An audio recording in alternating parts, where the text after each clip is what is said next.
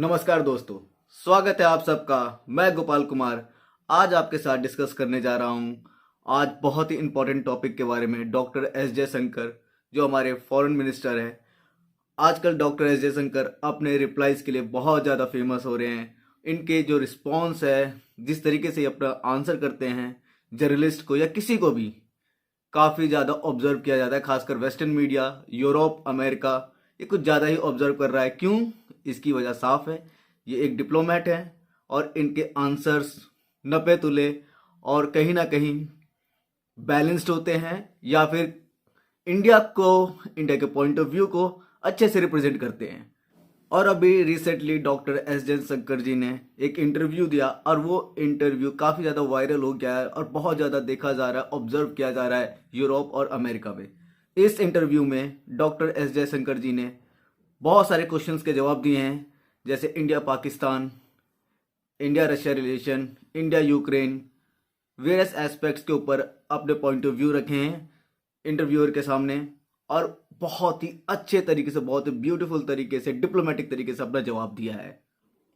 और अभी हमारे डॉक्टर एस जयशंकर साहब साइप्रस से सीधा ऑस्ट्रिया गए हैं और वहाँ पे एक इंटरव्यू के दौरान उनसे बहुत सारे क्वेश्चंस पूछे गए, जिसका इन्होंने बहुत डिप्लोमेटिक तरीके से आंसर किया और बहुत अच्छा आंसर किया। एज यूजुअल वो एक डिप्लोमेट है, तो उनके आंसर में बहुत नॉलेज और उनका एक्सपीरियंस झलकता है, और वो झलका भी। उन्होंने अपने इंटरव्यू में बहुत सारी बातों पे जवाब दिए जो उनसे क्वेश्चंस पूछे गए। क्वेश्चंस थे पाकिस्तान से रिलेटेड, इंडिया रशिया से रिलेटेड, इंडिया यूक्रेन से रिलेटेड, बहुत सारे एस्पेक्ट्स के ऊपर उन्होंने जवाब दिया, जिसको हम वन बाय वन डिस्कस करेंगे। ऑस्ट्रिया में एक टीवी शो है जिप टू ब्रॉडकास्ट, जहां पर इंटरव्यूअर ने बहुत सारे सवाल पूछे। ऐसा लग रहा था कि उनके सवालों से वो काफ़ी एंटी इंडिया, प्रो पाकिस्तान, और ऑब्वियसली वो यूरोप के हैं, तो कहीं ना कहीं यूरोप के फेवर में अपने सवाल पूछे उन्होंने, जिसका जवाब उन्होंने बहुत अच्छे तरीके से दिया। पहला सवाल उनका पाकिस्तान से रिलेटेड ही था। सबसे पहला क्वेश्चन इंटरव्यूअर का यही था डॉक्टर एस जयशंकर जी से कि आप पाकिस्तान को एपिक सेंटर क्यों कहते हैं, जबकि आप एक डिप्लोमेट रहे हैं। Let's see doctor S Jaishankar साहब ने क्या जवाब दिया। Before you said you're a diplomat, but several weeks ago you called Pakistan, your neighbor, the epicenter of terrorism. Well, I did it again today without using the word Pakistan. Yes, and this doesn't sound very diplomatic, does it? No, because you are a diplomat doesn't mean you're untruthful. I could use much harsher words than epicenter. So believe me, considering what has been happening to us, I think epicenter is a very diplomatic word, because this is a country which has attacked the Parliament of India some years ago, which attacked the city of Mumbai, which went after hotels and foreign tourists, which every day sends terrorists across the border. But of So course sometimes not, when we of talk, course not as a country. well, if you control your sovereign space, which I believe they do, if the terrorist camps operate in broad daylight in cities with recruitment and financing, can you really tell me that the Pakistani state doesn't know what's going on? Especially if they're being trained in military level combat tactics. So, you know, when we speak about judgments and principles, why don't I hear sharp European condemnation of these practices which have been going on for multiple decades? दोस्तों, बहुत सही जवाब दिया doctor S Jaishankar जी ने। उन्होंने सीधा कहा, अगर मैं डिप्लोमेट हूं तो क्या मैं ऑनेस्ट नहीं रहूंगा? और ये बहुत सही था। क्यों? क्योंकि हर एक डिप्लोमेट को एज अ इंडियन, कोई भी हो, उसे ऑनेस्ट होना ज़रूरी है। और उन्होंने ये कहा कि मैं जो एपिक सेंटर यूज़ कर रहा हूँ ये बहुत कम है। अगर डॉक्टर एस जयशंकर जी का कहना था, मैं इससे भी ज़्यादा हार्श और इससे भी ज़्यादा कड़े शब्द इस्तेमाल कर सकता हूँ पाकिस्तान के लिए। हमें इस बात को नहीं भूलना चाहिए कि पार्लियामेंट पर अटैक, 26/11 का अटैक, पुलवामा अटैक, जितने आतंकवादी अटैक हुए हैं, ये किसने करवाए हैं? ये कहाँ से ऑर्गेनाइज किए गए? पाकिस्तान से। और इसका बहुत ज़्यादा नुकसान हुआ इंडिया को। ये सब चीज़ें देखने के बाद भी यूरोप चुप रहता है, उसने नज़रअंदाज किया, कभी इस बात को कंडम नहीं किया, कभी क्रिटिसाइज नहीं किया। यहाँ पर इंटरव्यूअर ने एक और सवाल पूछा कि टेररिज्म होता है, टेररिस्ट आते हैं, तो आप सीधा पाकिस्तान को ही टारगेट क्यों करते हैं? पाकिस्तान ऐसा स्टेट कैसे रिस्पॉन्सिबल हो सकता है? डॉक्टर एस जयशंकर जी ने यहाँ पे ये जवाब दिया कि हमारे यहाँ पे इंडिया में बहुत सारे टेररिस्ट अटैक हुए, चाहे वो हमारे पार्लियामेंट पर अटैक हो, उससे भी पहले बहुत सारे अटैक्स हुए, 26/11 हुआ, अभी रिसेंटली पुलवामा अटैक हुआ। ये सब का रिस्पॉन्सिबल कौन है? ऑफकोर्स पाकिस्तान ही है, वहीं से ये सब चीज़ें ऑर्गेनाइज होती हैं। इन्होंने ये कहा कि पाकिस्तान ऐसा स्टेट कैसे रिस्पॉन्सिबल है? अगर वो स्टेट है, उसकी वहाँ पे गवर्नमेंट है, उनकी वहाँ पे आर्मी है, तो उनकी रिस्पॉन्सिबिलिटी बनती है कि इन सब ऑर्गेनाइजेशंस को, जो टेररिस्ट ऑर्गेनाइजेशन है, इसके ऊपर कंट्रोल रखे, इनके ऊपर कार्रवाई करे, इन्वेस्टिगेशंस करे, इनको बैन करे। लेकिन ऐसा कुछ नहीं हो रहा। उल्टा वहाँ की सरकार, वहाँ की गवर्नमेंट इस चीज़ को सपोर्ट करती है, प्रमोट करती है। इसी वजह से इतना बुरा हाल हुआ पड़ा है। ये जो टेररिस्ट आते हैं, ये वेल ट्रेंड होते हैं, काफ़ी इक्विपमेंट्स होते हैं इनके पास, एडवांस वेपन्स होते हैं, मिलिट्री ट्रेनिंग होती है। तो ये सब कौन कर रहा है? कहीं ना कहीं को तो सपोर्ट मिल रहा है, और वो सपोर्ट मिल रहा है जस्ट बिकॉज वहाँ की गवर्नमेंट का सपोर्ट है। इस वजह से तो ऐसा हो पा रहा है। डॉक्टर एस जयशंकर जी ने ये बात भी नोट किया कि जब इंडिया में ये सब अटैक्स हो रहे होते हैं, इतने सालों से ये सब अटैक हो रहे थे, तो उस समय यूरोप कहाँ था? साइलेंट था। यूरोप के अंदर आज भी ये प्रॉब्लम है कि Europe's problem world's problem, world's problem not Europe problem. इसी माइंडसेट से यूरोप चल रहा है। अगर आज यूक्रेन पे ये बात आई है, यूक्रेन पे संकट आया है, क्योंकि वो यूरोपियन कंट्री है। जब प्रॉब्लम इंडिया में आती है, या जब प्रॉब्लम एशिया में आती है, या साउथ एशिया में आती है, उस समय यूरोप खामोश हो जाता है। अफगानिस्तान का एग्जाम्पल ले लीजिए, क्या हुआ?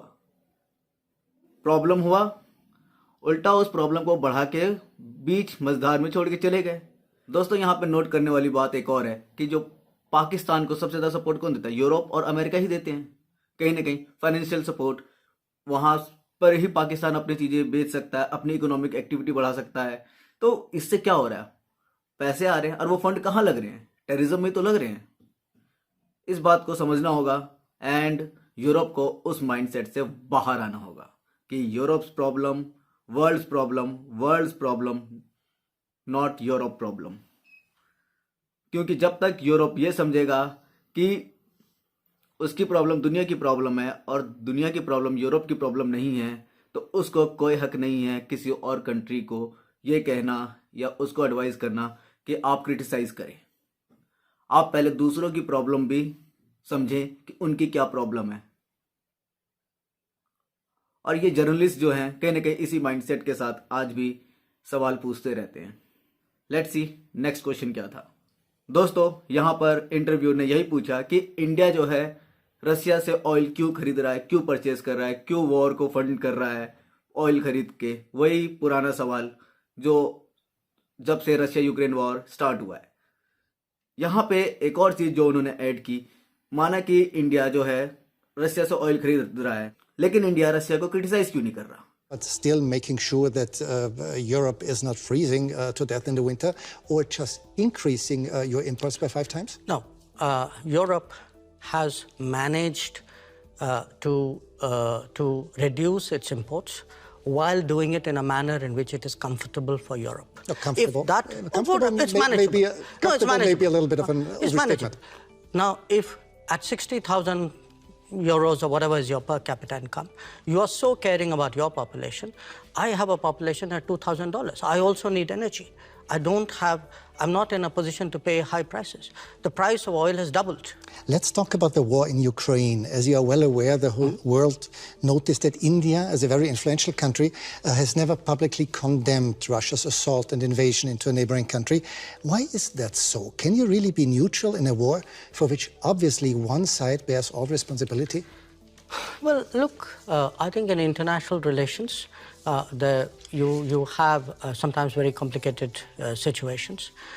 And where we are concerned, we have always taken the position that the way out is for the countries concerned to get back to dialogue and to diplomacy. I'll come to that soon, but is this a complicated situation? Is this really complicated? There's just one big country invading its neighbor. No, look, I can give you many instances of countries who have violated the sovereignty of another country.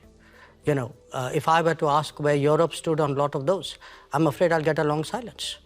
So do understand one thing.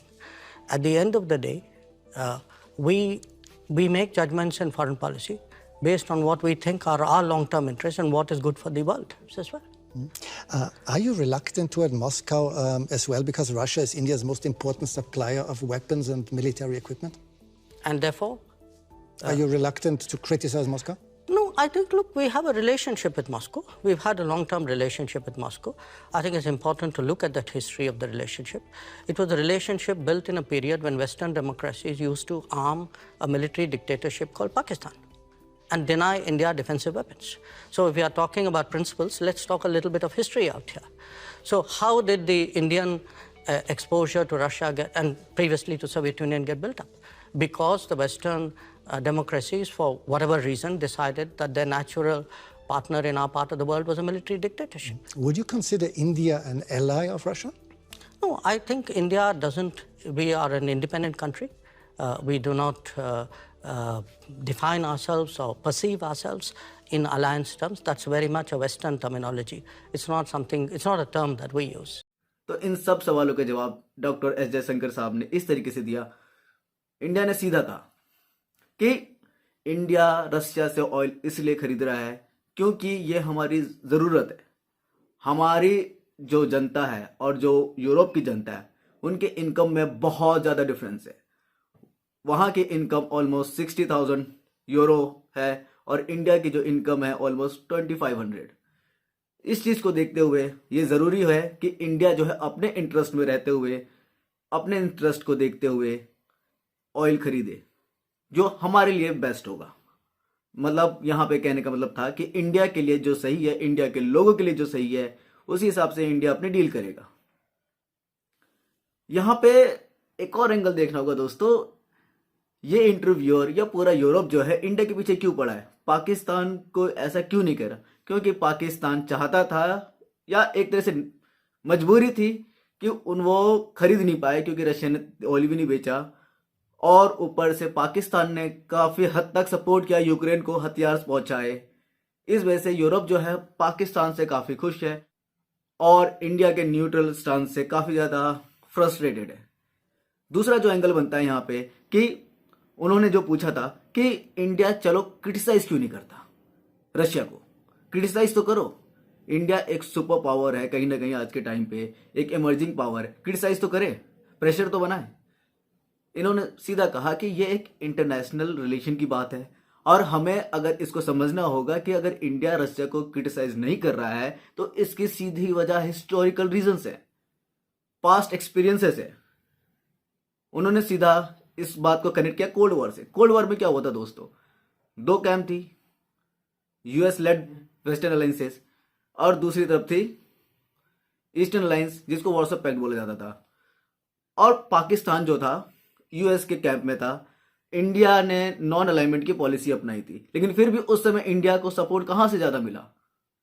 Soviet संघ से मिला, USSR से मिला। USSR ने हमें support किया, हर तरीके से इकोनॉमिक सपोर्ट दिया, हमें मिलिट्री सपोर्ट दिया। यहां तक कि 1971 का वॉर कौन भूल सकता है, वो मेमोरीज आज भी हम इंडियंस में ताजा है। आज भी हम कहीं ना कहीं ये जोड़ के देखते हैं, अगर आज रशिया का बुरा वक्त है तो उस बुरे वक्त ने किसने साथ दिया था? हमारा रशिया ने दिया था। हमारे जो हार्डवेयर है, मिलिट्री हार्डवेयर है, कौन सपोर्ट करता है हमें? आज भी रशिया करता है। और पास्ट में क्या हुआ? पाकिस्तान को सपोर्ट किया और उसका नतीजा क्या था? टेररिज्म था। इस चीज को देखते हुए आज अगर यूरोप कहे कि एकदम से क्रिटिसाइज करो या डिपेंडेंसी कम कर दो, how that will be possible? ये बिल्कुल पॉसिबल नहीं है दोस्तों। क्यों? क्योंकि एकदम से आप किसी का हाथ नहीं छोड़ सकते जिसने आपका बुरे वक्त में साथ दिया है। हम एज ए इंडियन इस बात को भूल नहीं सकते। 1971 का वॉर, जब रशिया ने हमारी मदद की थी, उस समय के सोवियत संघ ने हमारी मदद की थी, और जब पूरी दुनिया हम पे अटैक करने आई थी, ऑलमोस्ट अमेरिका, ब्रिटेन, सऊदी अरब, तुर्की एटसेट्रा, ये सब कंट्रीज जब हम पे अटैक करने, तो उस समय हमारा किसने मदद किया? ऑफ कोर्स सोवियत संघ ने किया। इसके अलावा हमें जब भी जरूरत वेपन्स की पड़ी, किसने सपोर्ट किया? यूएसएसआर ने किया। पॉलिटिकल सपोर्ट, यूनाइटेड नेशन में जब भी सपोर्ट की बारी आई, वीटो करने की बारी है, किसने किया? रशिया ने किया। हमें ये चीज़ें नहीं भूलनी चाहिए, एकदम से हम चीज़ों को नेगलेक्ट नहीं कर सकते। आज रशिया का बुरा वक्त आया है तो हमें उसे सपोर्ट करना जरूरी है। क्यों? क्योंकि वो हमारा एक रिलायबल फ्रेंड है, अलाई नहीं है, फ्रेंड है। अमेरिकन या वेस्टर्न कंट्रीज जो है अलाई यूज करती है, लेकिन इंडिया किसी का अलाई नहीं हो सकता कभी भी, और ना ही आज तक इंडिया किसी का अलाई हुआ है। इंडिया ने शुरू से ही नॉन अलाइनमेंट की पॉलिसी अपनाई है, गुट निरपेक्षता की अपनाई है। क्यों? वो किसी पे डिपेंडेंट नहीं है। इंडिया एक सॉवरेन कंट्री, अपने फैसले खुद लेता है, और जो उसकी जनता के लिए जरूरी है इंडिया वही फैसले लेता है।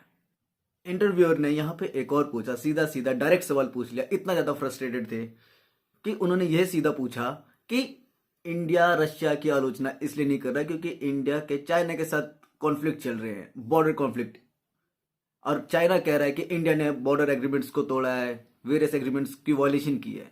तो डॉक्टर एस जयशंकर साहब ने यहाँ पे सीधा कहा कि हमने कोई भी बॉर्डर एग्रीमेंट्स नहीं तोड़े, किसी भी तरह के एग्रीमेंट्स को वायलेशन नहीं किया। जो भी वायलेशन किया है वो चाइना ने किया है।